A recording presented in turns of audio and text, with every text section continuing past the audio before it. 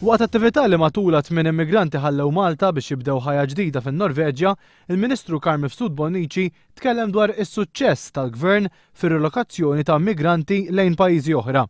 Iżda mitlub wieġeb dwar kemm l-immigrant ġie relokat mit-total ta' 2000 immigrant li kien wieħed huwa stess li ser jiġu relokati, Carl Mifsud Bonnici ma kienx kapaċi jwieġeb.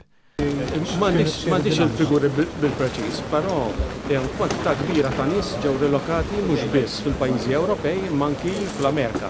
Jiġifieri it-take-up huwa tajjeb. Fil-verità kienu inqas minn 400 l-immigranti li ġew relokati lejn pajjiżi tal-Unjoni Ewropea.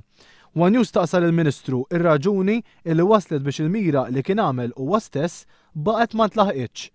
Naturalment għandek il-kriżi finanzjarja Ewropea u għandek ukoll sitwazzjoni illi wieħed irid jiffaċċja li għandek numru ta' pajjiżi, speċjalment dawk li daħlu l-aħħar fl-Unjoni Ewropea, li m'għandhomx biżżejjed esperjenza ta' xi tfisser biex tieħu persuni li huma refuġjati u tintegrom għandhom.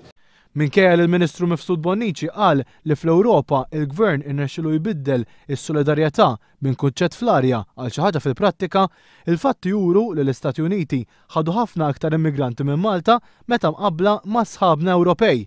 Iżda l-Ministru jgħid li rridu nagħtu aktar ċans biex inkunu nistgħu nipparagunaw sew. Il-comparison mal-Amerika qatt irid isir iktar il-quddiem għax il-figuri juru mod, però mbagħad l-uptake li qed isir, l-akkumulu ta' dak l-uptake huwa kompletament differenti.